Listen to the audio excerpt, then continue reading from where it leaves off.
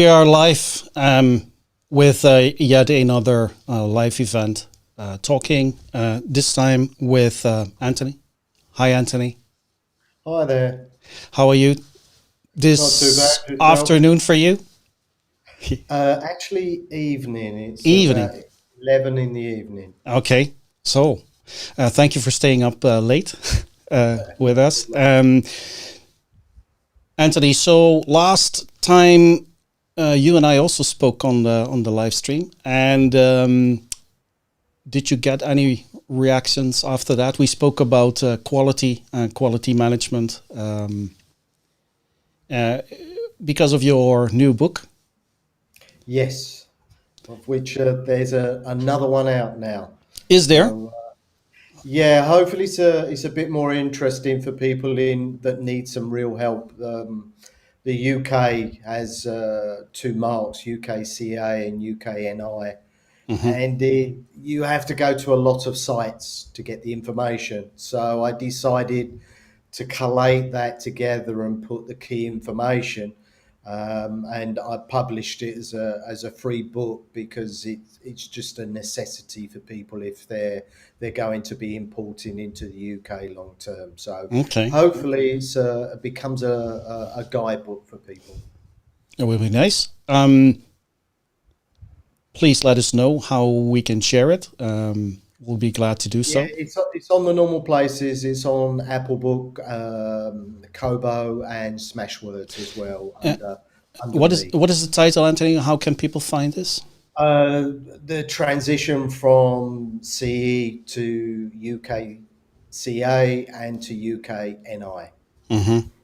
Okay. Um, I see there are also some live participants, and hello to Jacoby Solutions. I think Bill, you are watching, so welcome to the stream. And Guido is also watching from the Netherlands. Let us know where you're watching from, if you're watching live, or maybe you're watching us later, and then you can also let us know in the comments. We always like to hear back from you. So before we transition to today's topic, Anthony, was there any news in the last couple of weeks that we didn't talk that you would like to point out to the viewers? Yeah, I think for the UK side, there was obviously a year's delay on the UKCA and UKNI marks, Right. which I think was most probably becoming a necessity, both from the government side and for general importers and business to be ready. Hmm. So I think there's plenty of time for companies now to deal with it. Hmm. One of the other things, obviously, is the authorities have now got a stronger arm to enforce marketplaces. Hmm. And I recently was looking at the UK reports because obviously they're now producing their own. And it's become very clear that most of the recalls, I would say over 85%, are actually marketplace recalls. Right. So there is obviously a really close look at that area. Right. Otherwise, I would say there's a few things going on with chemical regulations, with drafts. Hmm. The new GPSD draft has been out and it's now up for comments. Hmm. That could well tighten things up a bit more. And just recently, the UK has, using laws that are currently in place, they've issued a guide on a green code. So Okay. basically, where people are putting environmental sustainability information, they've given six guidelines that you should follow in Hmm. order to not have trouble with the CMA. Okay. Uh, So is that Basically, similar to the Green Deal of the European Commission? it's going in a similar way, but Okay. they've linked it directly to laws that are already in place, and they've made it voluntary. It's not an uncommon thing for the UK to go that route. Hmm. It often works. If it doesn't, usually what happens is that one of the parts will suddenly apply pressure and someone will be in court, Right. and that usually drives it through. I looked it through, and to be honest, it's quite logical, but it's actually saying the logical things in order to protect yourself as a business, Okay. because statements are going out and consumers are either confused, or the other side of the coin is they're just unhappy because they don't really trust what they're seeing. Right. So this is a way of pointing people in the right direction as a business, and defining how the manufacturer and other people have to actually be able to prove what they're stating on packaging. Right. So very interesting, and maybe we can talk about this in a future live event. You touched upon one thing which I also noticed over the last few months, actually last year. Actually, it started maybe a year ago when Amazon, one of those marketplaces that you were referring to, was starting to push their sellers to appoint what they call an EU responsible person, what in the regulations is known as an authorized representative, following the requirements of that market surveillance regulation. A lot of this is maybe what we saw when Amazon was starting to push this, and I'm sure that you had the same experience. As all of a sudden there was a surge in questions coming in from people who wanted to understand what is this and how can we comply with this. And for me, that's so typical. So the authorities have been publishing and they have been asking, announcing that this is going to come into force, and nothing really happens. But when Amazon sends out one email, all of a sudden people sit up and listen. Yeah. So I think that we understand why Amazon is doing it, because the authorities are now knocking on their door and asking them to give information about sellers who are not complying. And what you were referring to was the market surveillance. Well, let's say product alert, safety alerts, and incident reports that now mainly come from the source of e-commerce platforms. So that's very true. Yeah. Unfortunately, it's it to be honest, it's something when eBay was first starting and started becoming big. I actually remember talking to a trading standards officer in the UK. I'd only been in the business 10 years or so, and it was interesting to hear their concerns. They were even then realizing that these places, these ways of selling were going to be a very long-term problem for them. And to be honest, it's taken a few decades really to move into a place where real action can now take place. And like I said, you're seeing a high level of recalls on marketplace items. And some of the failures are actually very concerning.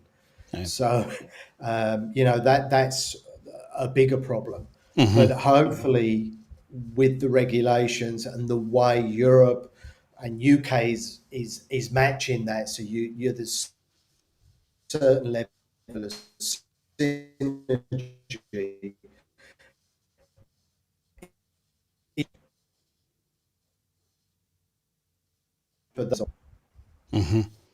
You're breaking up a little bit, Anthony, but we'll just continue to go. We've seen before that typically the connection catches up again.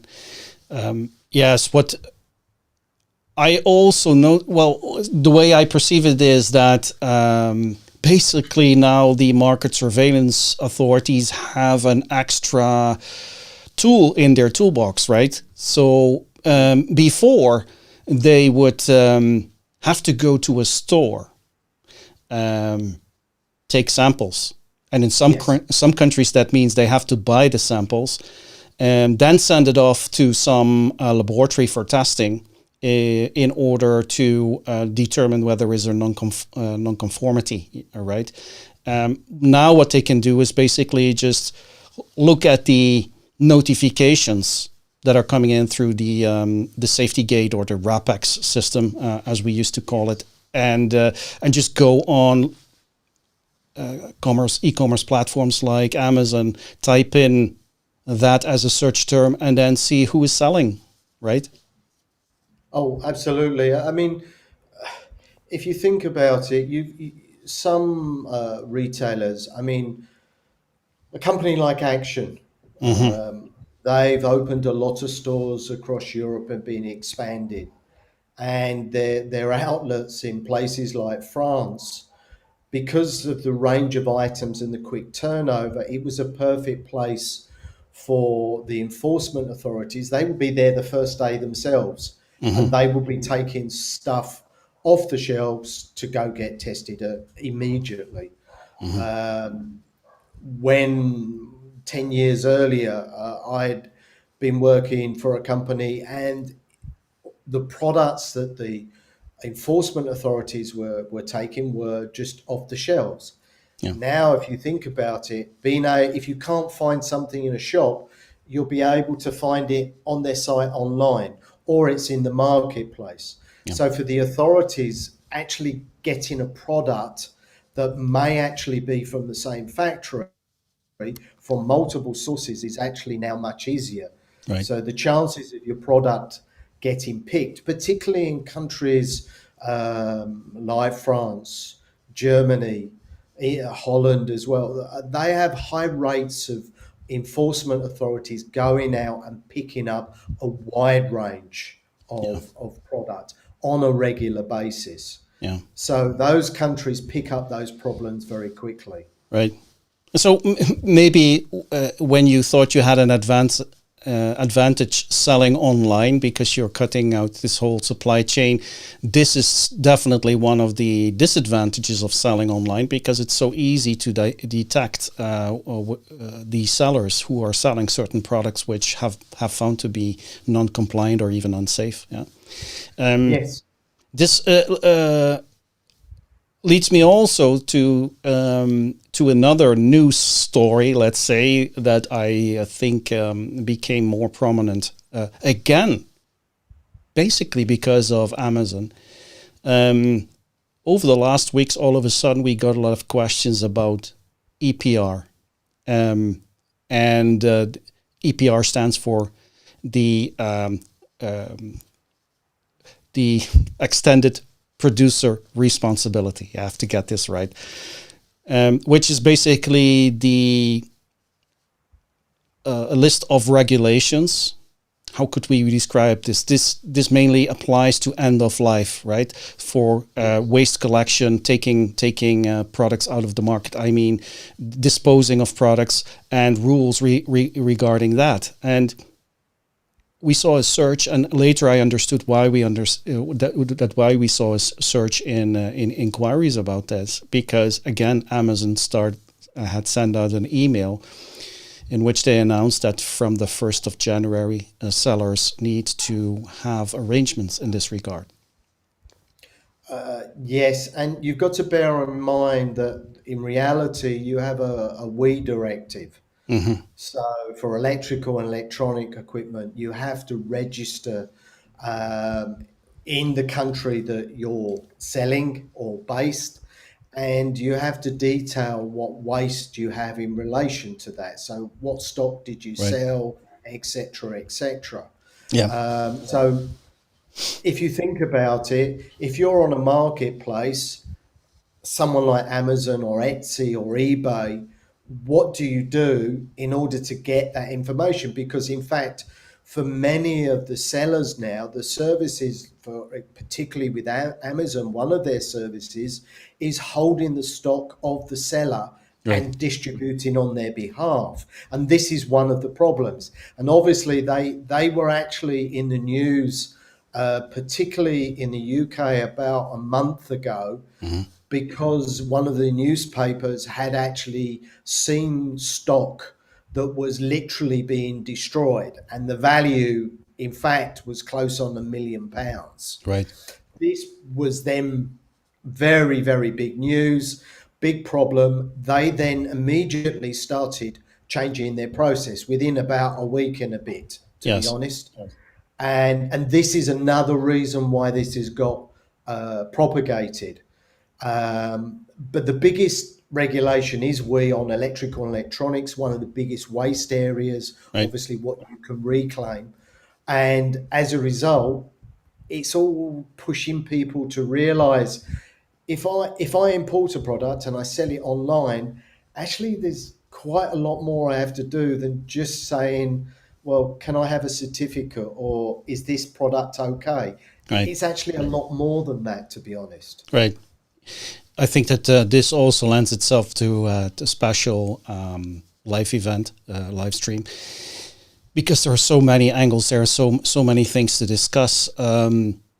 What I want to note that you mentioned we, but it's not only we, of course. It's also the battery directive, and let's not forget it applies to non-electrical products as well, because the packaging directive is also a part of this. So as all products are packaged, this basically is going to affect all sales, all kinds of products. Yeah.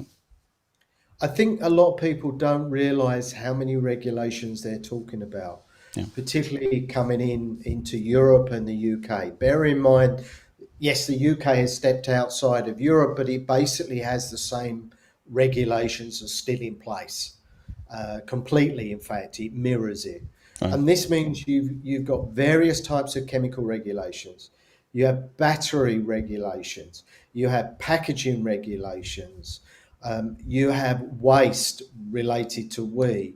You have restrictions on certain heavy metals and plasticides that are in a lot of electrical equipment as well. And many of these are integrated together. So if you have a simple item, often one of those will catch you in some way.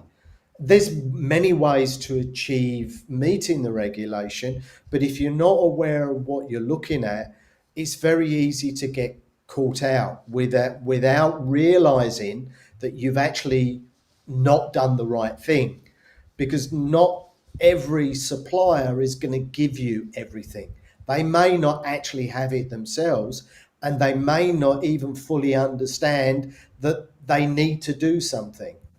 And this is becoming a bigger problem on the marketplace because there's more and more sellers, because it's a much easier way to sell.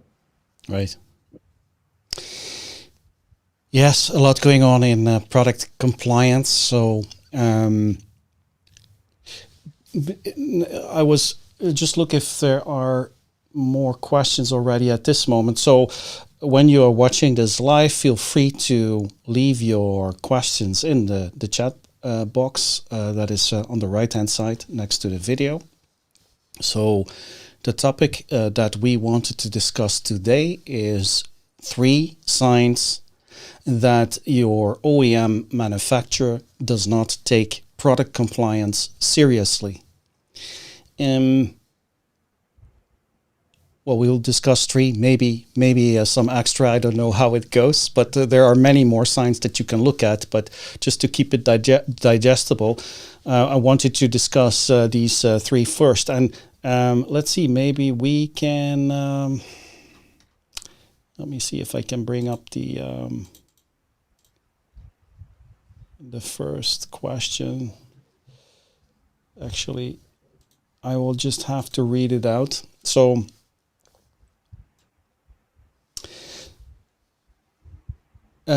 This first one is one that I heard a lot myself whenever I speak with companies who need to get, or they are inquiring about compliance, and what I very often when I ask them, so does your supplier give you the CE marking?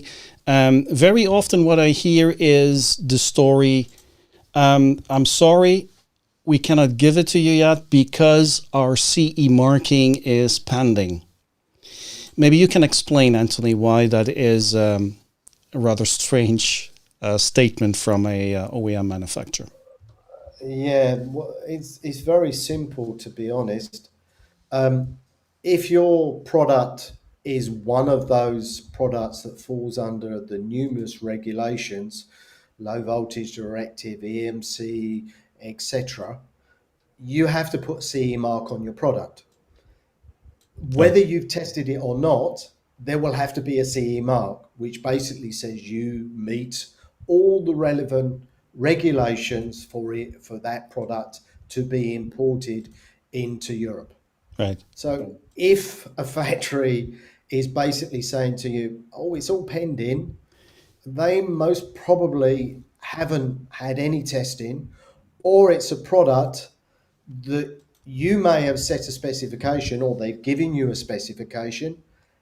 And if they can't say to you it complies, you're mostly going to find out when you actually receive the product that its specification has vastly changed in order for them to actually pass the testing. No. So it's one of numerous red flags that should make you consider asking a series of other questions to start getting a feel whether the supplier really understands what they should be doing, how best to do it, and whether that's going to impact. Because one of the things that can hit you, particularly especially if you're a small medium company, you'll suddenly find the factory saying, well, I've got to do all this extra testing if you want me to meet the regulation.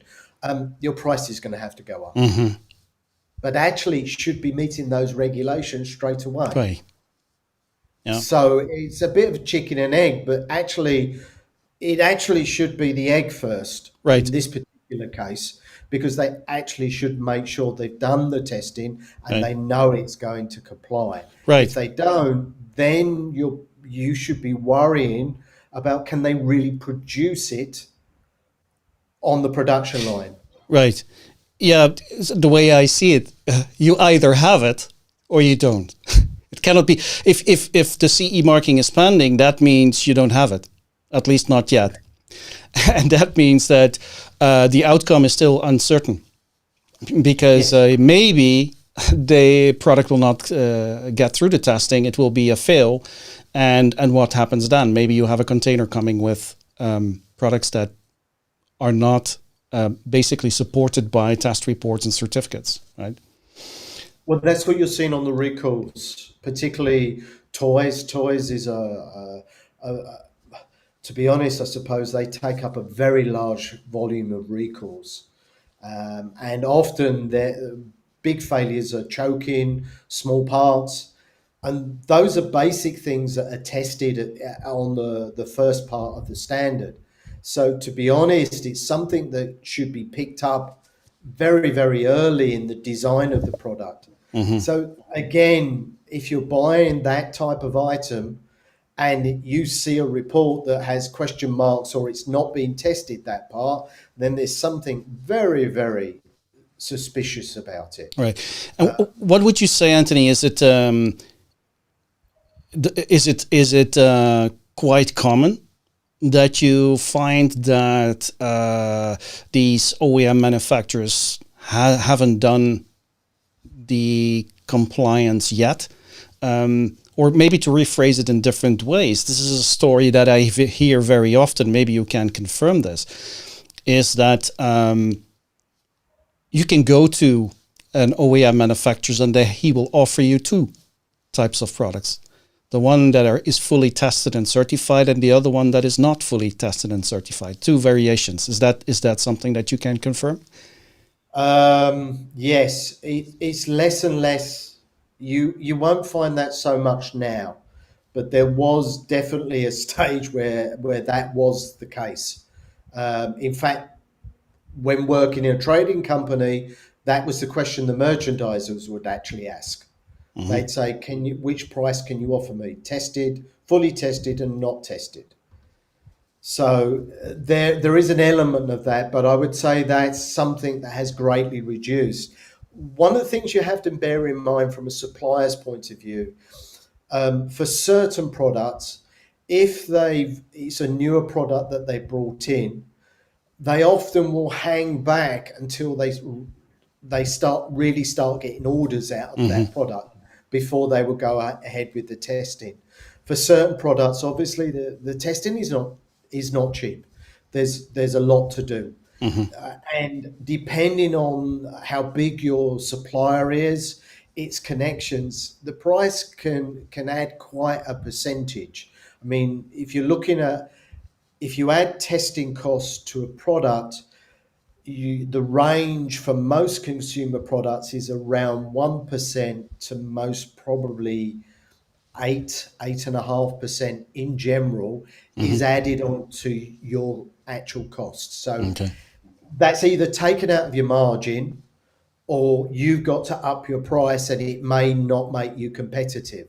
So there is a commercial impact of how you deal with these issues and whether you're dealing with a supplier that has a certificated product or not. If you're a small company, it's going to be costly for you. Good stuff we got here. I see some questions coming in, so that's wonderful. We'll come to those in a minute. Yes, maybe we can go to the next question. What do you say, Anthony? Yeah. Let me just bring it up. You may find a situation that you do get a certificate from your supplier, but when you ask for the test reports, you get nothing. Maybe let's first discuss why it is always useful to get a test report in addition to a test certificate. Okay. My comment would be, bear in mind that for some products you don't actually need a certificate. So the key thing that you need to focus on, in fact, is getting the test report. And one of the key reasons is there are photographs within that test report. There is a lot more information which enables you to look at things like labeling. Has the labeling suddenly changed that was approved? It will give you details about what's actually been tested. A lot of people don't realize that testing can actually be limited to not fully covering the standard. If you're a customer, I've done it myself. I've gone to a lab and said, look, I only need you to test these clauses. I don't need anything else. I've got everything else tested, and I made these modifications, which these modifications only impact on those clauses. Now, the lab may actually want you to do more, but if you're technically minded, you're going to want to keep your costs down. So sometimes that's what you will do. It can be quicker, and you may need to deal with that. But obviously that means having a strong understanding. So if you get the certificate and you don't have the test report, there's no way to cross-check elements of the certificate. It means that in reality, you will have to email the company that the certificate was issued from and actually ask them directly, can they confirm whether that certificate is still valid? Right. Yeah. Because it may not have a validity date on it, and it could have many discrepancies that often are not always easy to spot. Right. What I can add to that is, as you mentioned briefly, is typically a good test report, at least let's say a test report that is complying with the international standards for test reports, will have photographs. It will have a description of the test setup, but it will also have photographs. And I would say it's not seldomly that you see that the photo of the product is the photo of the product in the test report is completely different than the product that you have. And not only that, but for example, the name is also the name of the product is very different from the product that you have received from your OEM. Do you have such experience as well? A lot. And there's a couple of reasons. It's not always bad. I think people have to bear that in mind. And this is where having the test report and understanding what you're doing is very important. Yeah. Sorry, something Yeah. just happened with my computer there. Okay. So That's basically, the test report that you get may actually be covering part of a family. right. So your the company that you're buying from will actually say to you, look, we've had this model tested and these other models tested as part of a family. Right. And the product you're buying is part of that family, but they've not had it added on. So if you have the test report, it's often possible to look at the product and compare to what you're intending to buy, Right. and then have a more detailed conversation with the factory about how they're going to get that added in, what needs to be done. And sometimes it's very, very simple because the product has very minor differences that the lab would approve very, very quickly.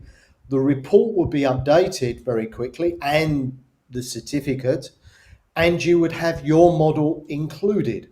So this is why you have to be very careful how you look at the reports and don't necessarily jump to certain conclusions.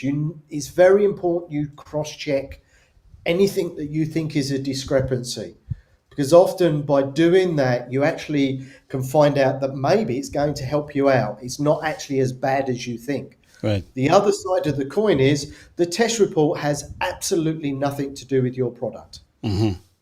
No. That is also not uncommon, and that's one of the advantages of getting the test report. Is it allows you to work this out far quicker than a certificate would do. Very good.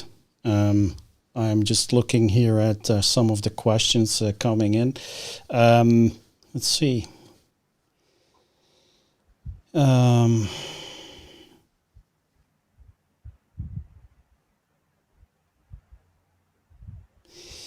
Maybe we can, in the meantime, we can look at this one from Guido. Thank you, Guido, for your question. And by the way, if you are watching and you do have a question for me or for Anthony, please submit them in the chat box. So Guido is asking, can a own brand label use its OEM's CE certification to grant them access to the markets within the EU member states? Yeah, that's an important question, and that is actually the reason why we're talking so in depth about this, Anthony, because if you are just a brand, you're not manufacturing yourself, you are relying on, you're relying partly on the CE certification that the manufacturer has gone through, right? Yes. There's two sides to that. That certain retailers are very clear that they want to have a greater ownership, and I would say over the last couple of decades that's increased massively, where there's far more retailers with their own branding will actually own the certification themselves. Their name will be on there. If they have additional certificates, GS or anything else that's added onto it, they will take ownership of that. Right. However, the other side of the coin is they mix that sometimes. So the certificate may be with the factory directly. However, because it's under their own brand, one of the things that quantified and collated in the technical file is those differences, because an own brand automatically changes labeling, changes markings, the packaging is different, and some of these factors will obviously may or may not be part of the testing and certification, right, depending on the product, the level. Some directives require the packaging to be evaluated as well with some of the data, some do not. Right. Yeah. And so it depends on your product and the regulation. Right.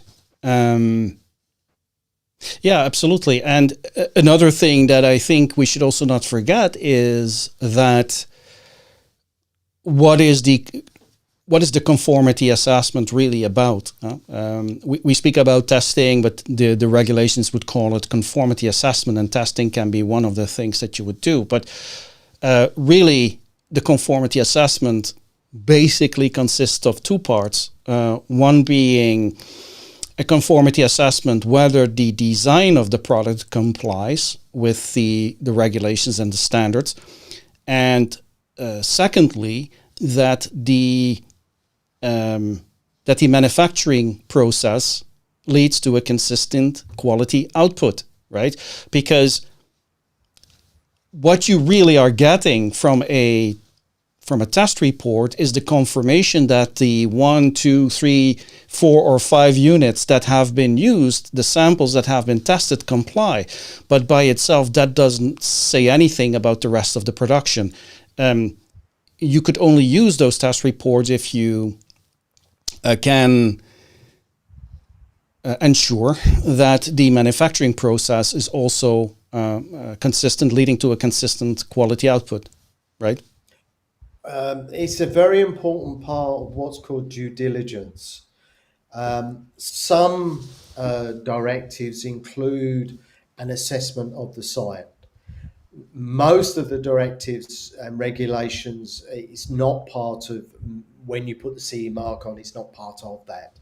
Mm-hmm. So therefore, when you put your technical file together, which is part of having a CE mark, you have to have the technical file. There is an element within that file where you have to prove factors related to how you assess the actual production, inspections, audits, people present during production, data about the process within the factory, etc., which may be directly in the audit report or maybe data that comes from the factory itself. Some directives are far, far more complicated. The medical devices directive, you have things like preclinical, clinical risk assessments that have to be carried out, and then you have to have you need to comply with a quality system for medical products as well in order to apply that CE mark. So there is an important element outside of what CE is saying, but within it also is this requirement. If you are sitting in front of the authorities, which can easily happen, doesn't mean you're in big trouble, but you need to be able to prove this level of due diligence and show where you start, where you finish, and what you do after the product arrives. Mm-hmm. How do you follow up queries, which are your way of improving the product, or deciding if you recall it yourself, or if you decide that there's a design fault that isn't unsafe, but you will repair them free for someone, for the consumer, etc. So there's different levels, but due diligence is this big area that many people basically push to one side because say, I've got the certificate. But in most cases, you may actually be only testing anything from 1 to maybe 4 or 5 samples at most. And that really tells you very little. And in most cases, this is prior to production because you're not generally going to test unless sorry, my apologies, other way around. You're not going to produce until you ensure that your design passes. Right. Otherwise, you produce product that just fails completely. Right. Yeah.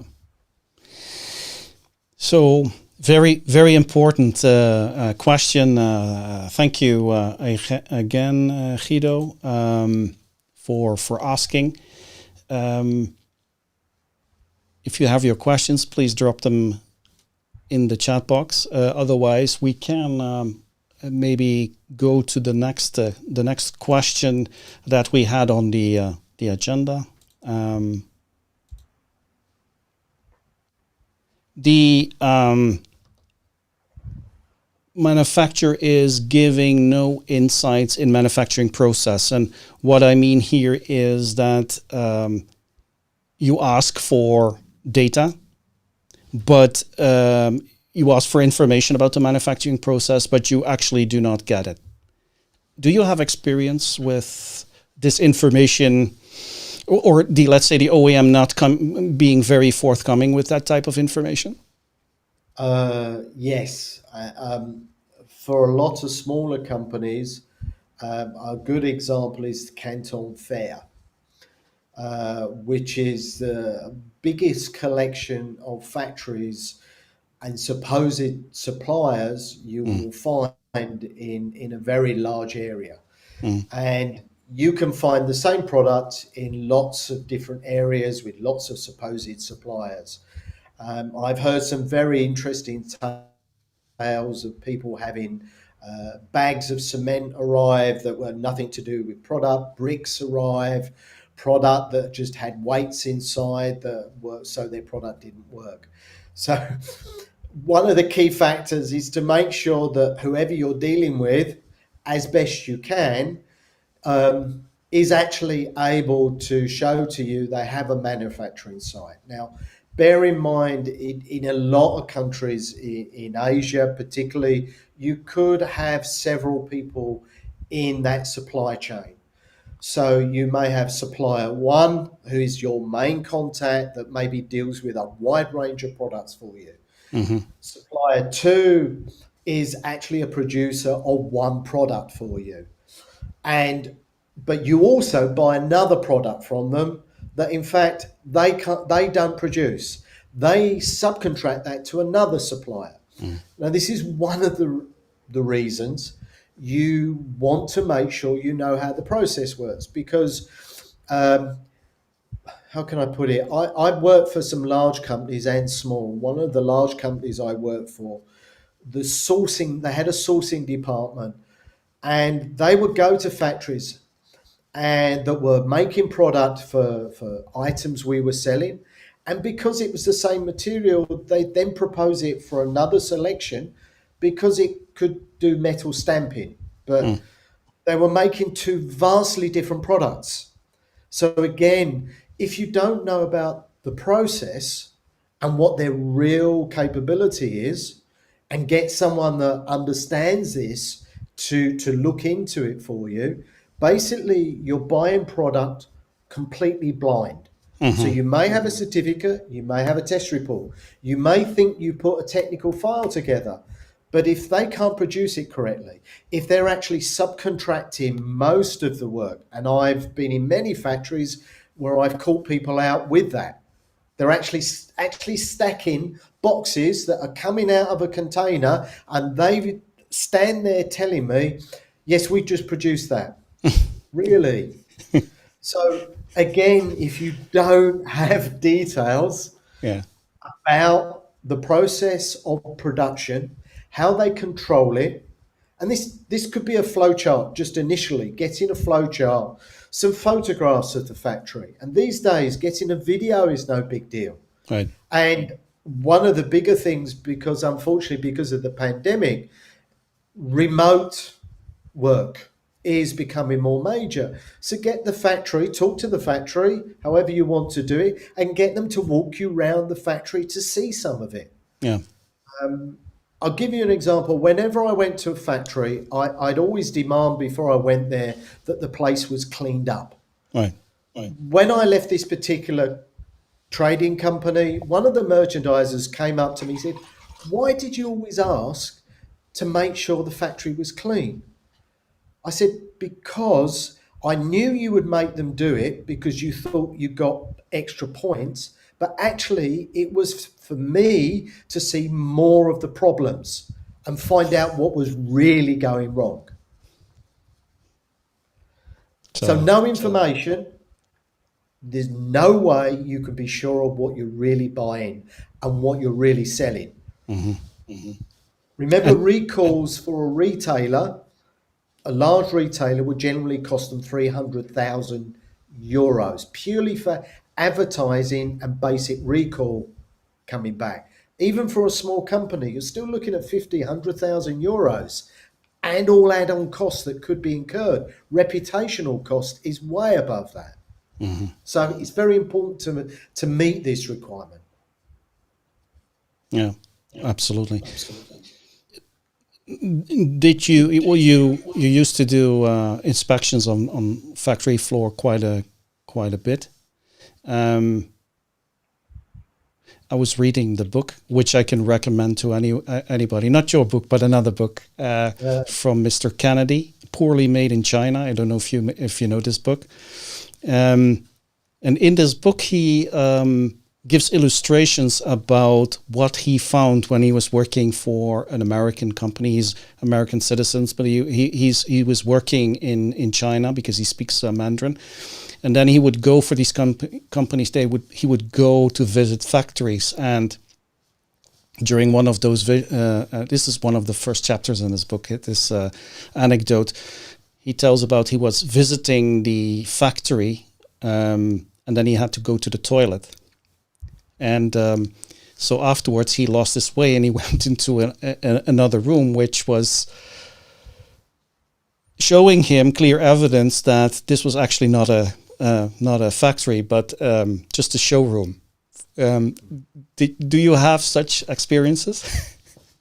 In different ways, but I actually worked with a colleague in China. I remember having a conversation with him because we were telling stories over a few beers, and he used to run his own factory in China, and he often got requests. Could they use his factory to show some clients around? He wasn't supplying to them, but they actually said, "This is our factory." And I know of plenty of other people where that has happened. And I've actually had discussions with factory owners who were doing work for us, very good factories, where they were doing the same favors for their other parts of the family and friends. Right. So it truly is not uncommon. Not uncommon. Oh my goodness. We had another question that we may be able to answer in this regard, unless you would like to speak a little bit more about. I'm transitioning over to another topic now. So, do you think that we covered the question? Well, one thing I would add is when you're considering purchasing product, I know most people think it's the bigger retailers that arrange audits of factories, etc., or big trading companies. But even if you're a small company, it's always worthwhile considering how you can get someone to audit it for you that has experience and can pick out what is good and bad and give you a level of recommendation. It could save you untold misery, heartache, a court case, recalls. So balance your investments, how you buy, and remember that if you really don't know how the factory works, or you're not competent enough to be able to assess a factory, you might be a brilliant salesman, but doesn't mean you're great at understanding processes in a factory.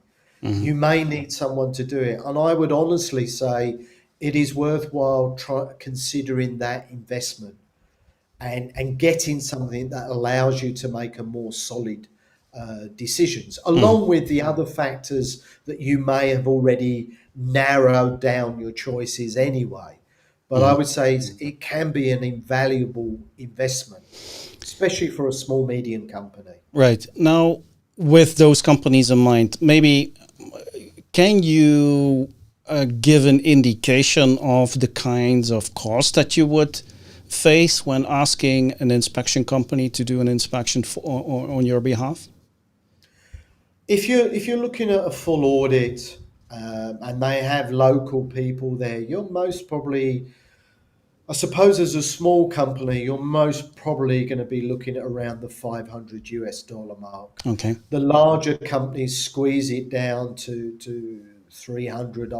I would never pay much more than 350. Okay. It can go above 500. It depends a little bit on what you want and the size. Bear in mind, this is per day. If you're going to a very large factory, this could be 2 days. Right. to actually do it properly. Okay. It also depends whether you're including some of the environmental and ethical aspects within that. And that can either be combined, or some companies do this separately. Obviously, sustainability and the aspects of labour are also now a major thing within businesses purchasing. So even for a small company, they're now under pressure to not only prove the product is safe, but is the factory doing things in the right way? Spillages, how it gets rid of its waste, how is it dealing with that? Is it meeting legal requirements, labour requirements? So it's factors that you need to add into purchasing, because if you don't, it is broadening now. It's not just the fashion industry that is tied up into this. Right. It's going to be much wider. So your tip is really to start creating a budget for these kinds of simple stuff.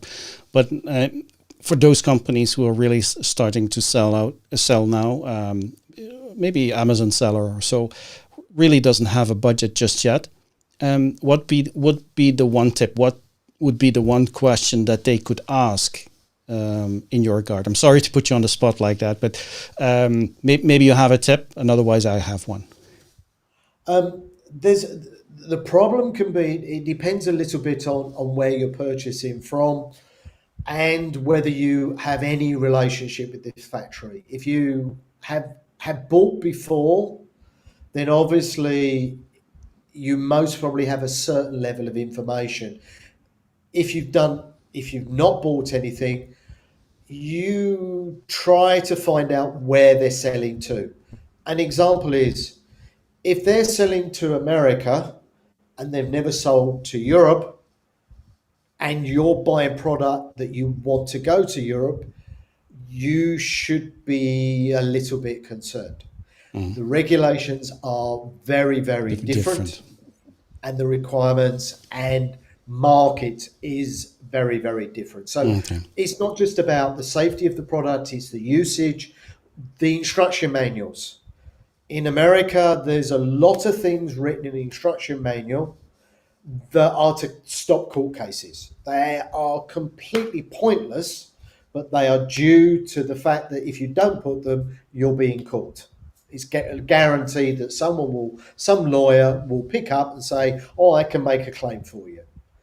Yeah. In Europe, the instruction manuals, if you're selling into Europe and you're online, if you're selling to multiple places, you're going to need multiple languages. So that's another factor. Can they deal with the multiple languages?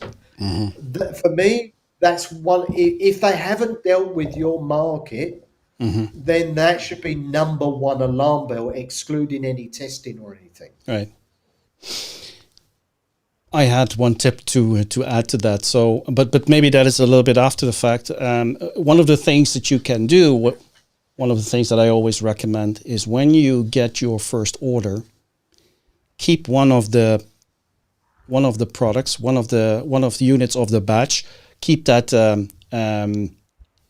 in your hands as a kind of benchmark, and compare it with the next batch. Because if the quality is different, that is also an indication that you may have a problem. Is that correct? Can I just add a point to that? Because that's a common practice. What you actually need to do is, when you agree the product, because most people are going to get a sample sent to them. If you don't, then the risk is astronomically high. Yeah. You sign off a sample that you keep one, at least one, and you send one to the factory that is all signed, all tagged up, that if you're going to have an inspection, the inspection company can use it. You tell them it's present, but also it's a reference for the factory where you've agreed the spec. Also, when I agree with you, when it arrives, keep at least one sample from that batch for, depending on how long you're going to sell these items, but at least try to hold on to it. If you're doing regular orders, give yourself a few orders before you decide, because you may have very little space. So you can't keep all samples. But make sure if you have to get rid of it, you've taken some video of the product, you've taken some photographs, you've made sure you've got all the details about it logged away in your technical file for that particular order. If you do that, that's a fallback position for yourself for the next order. Right. Because if you've agreed one and it suddenly starts varying, you can immediately pick up on those particular points. Yeah. Normally, these are often called green and gold samples, or the first samples are called red and silver. Basically, in simple terms, it's the sample you agree before production that you say is A-OK and that should be used as reference. And it's at the end, we're talking about what the two of us are talking about are actually talking about post samples. Right. These are very, very important if you want to continue business with a factory and if you want to give yourself coverage against enforcement authorities when they come back to you. Right. Maybe I should clarify in case it's not clear to everyone, but why this is so important is because if the products change, that automatically means that you would need to update your technical files, and that may mean that you need new test reports, new certificates, etc. Yes, because the compliance is very closely related to the product design. If the design changes, you all of a sudden have a different product, and therefore the test reports that you have in hand are not representative anymore for the batches. Never assume that the supplier is aware of that or will do that. One of the biggest problems I've had throughout my career is explaining to suppliers, and some very well qualified suppliers, that the change they've made has to be notified actually to the lab. And that includes own brand products. So if you're a company that rebrands something, you need to make sure that the factory has included that in the lab's technical file. Right. Otherwise, when there's a query, the lab may come back to you and say, well, sorry, this is actually a completely different label. We never approved that one. It doesn't actually match what we approved. It has errors. So it's very important to follow up even small changes, and like I say, never assume that the manufacturer will do this or is even aware that they should be doing it. Right. Good stuff. It's please leave your comments or your thumbs up or whatever you do on the social media if you like what you are hearing, if it's useful for you. We have a few more questions, but we also have very little time. I would like to bring up this question from Ivo, who was normally would join us on the call, but today he couldn't make it. So, I should do like this. Ivo is asking, I know of a variety of national databases for product recalls, but there is no overarching version that combines all of them. How important would and could that be for companies to have such an central or overarching database with product recalls? And he continues to say, I believe this would take away a lot of problems before the fact and make it easier to spot the problems beforehand. What do you think of that, Anthony? Actually, there is one, RAPEX. RAPEX actually has included within it American information. Sometimes you'll also see things from Australia and New Zealand. Okay. So it does actually detail. If you type in RAPEX, it'll bring up on a search, and it's on a weekly basis. You can look back. The theory of it is that any country that finds an issue where they consider a recall, it goes on to RAPEX in order for the other countries then to include it in a recall status for themselves as well. RAPEX has improved over time. There are some analysis. Some labs, also companies like SGS, if you join their newsletters, there's a few companies out there that do this on a monthly basis. We'll also give a little bit of analysis around this. So there are the test laboratories that actually give you information about this. So you don't, if you sign up to a newsletter with one of the major labs, generally during the month, you will get some information that there's been a recall for week Right. 57, 25 or something. And you can have a link that will go there, but also they often summarize some of the key issues. How many toys have been recalled, whether it's small domestic appliances that have been recalled. Right. My comment would be also that RAPEX most probably isn't sufficient now for the current nature of business. Right. And it most probably doesn't have enough detail because it will state very simply what's failed. Now, the problem with the detail that they give is nowhere near enough, particularly for people that don't have much technical experience. Right. But they wouldn't necessarily always understand whether that was actually something that might affect their product, or if they bought something very similar, should I recall it, or it's got nothing to do with my product. So I'd actually say yes and no. Yes, there is something there. Is it sufficient? Most probably not. And I hope that it will be developed further to include a bit more guidance on what some of these details mean about failures. Right. I'm pleased with Ivo's question, but I think because he has a little bit of background information, but this gives me opportunity to show you something that we are currently. A little bit confusing. Sorry about that. But what we have been sponsoring actually a new website. Let me see if I can bring that up on the screen. The product safety alert, which you can look at productsafetyalert.org, all one word. And this website gives notifications, product alerts, and also general information about product safety. Now they are doing it on a daily basis. And the source is actually not just RAPEX, but it is all the sources that are available for in the world that are known. So also the US, also Canada, Australia.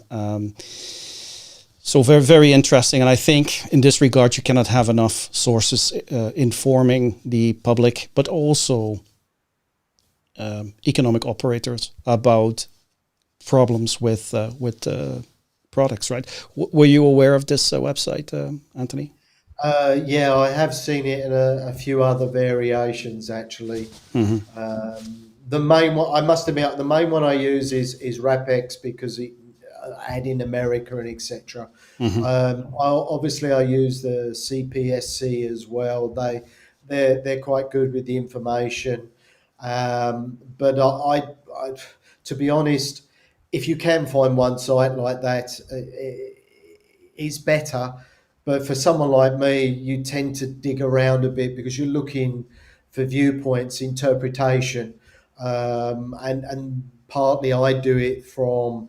I use LinkedIn a lot because I connect with various people on some of the committees and things, and it's a great way to see how things are changing. Right. That's also something that you need to bear in mind. Is it's not just what is being recalled, but it's actually what's being considered to be changed, and what's in the news, particularly. I mean, things like magnets. That's a major thing that's in the last 2 years has got blown up massively, and now there's many suppliers and the authorities are extremely concerned about what they do with magnets, and the labs are very sensitive to make sure they don't allow anything through either. So one source is good, but my recommendation is have another. More sources are better. Yes. It's just a viewpoint. It helps you with a bit of interpretation. Sometimes it can just make you think differently, and that's all you need to use common sense and say, yeah, I've got a problem. I'll talk to the supplier. I need to change this before he starts production. I've seen there's a problem with these designs. That's all it can take sometimes. Yeah. Wonderful. So we are just passing 1 hour, and I think it is it's good to break off now. As always, Anthony, we have a lot to discuss. It's nice to pick your brain and to see your point of view. Is there anything regarding this particular topic, the 3 signs or multiple signs that show that your OEM manufacturer does not take product compliance seriously, that you would like to add? One simple one, really. Okay. Don't be afraid. Well, 2 in a way, but they're combined.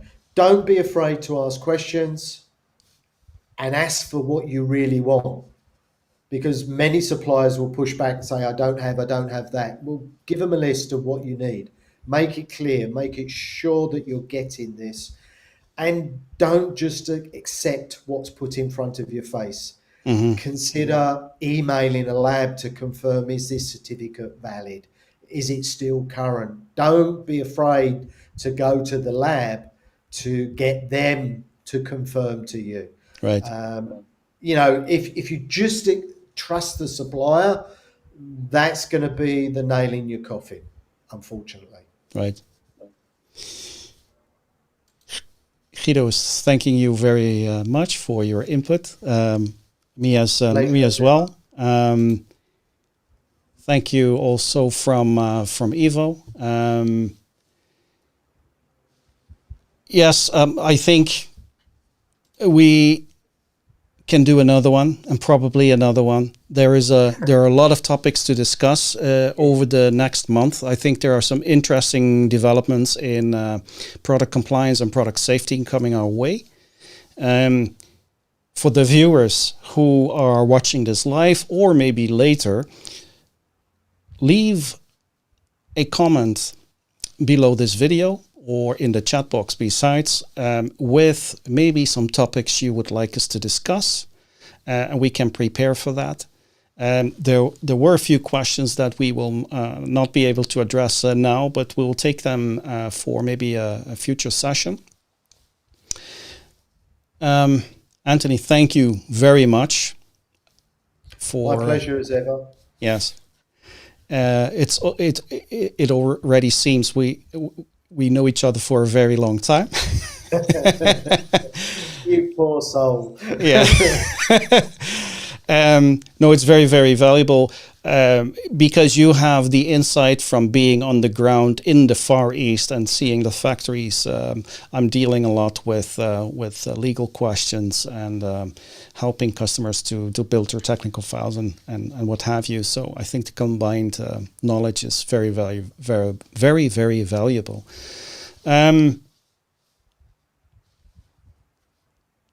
Anything else we should discuss, or we should just say goodbye? I guess. For hours if we really start on this topic, but I agree with you. I'd very much be interested in topics that would help the people actually listening or watch the video. Please do put suggestions of areas that are difficult for you to deal with, particularly for the people that are selling for the first time online on marketplaces, etc. Some of them may not understand how to put a proper technical file together. What do you really need? Right. What can you do or not do? I'd be very interested what people want us to talk about. I'm happy to talk about any of the topics. Right. Even if they're boring, I don't mind. Me neither. I'm a lawyer by education, so Unfortunately, I'm not paid here by the hour because I would talk forever, but I do know how to talk. So, all right. Thank you all very much for watching. I hope we will see you on a next live stream, a live event. Let us know if you have any questions or any you would like to suggest any topics. Until then, stay safe and bye-bye.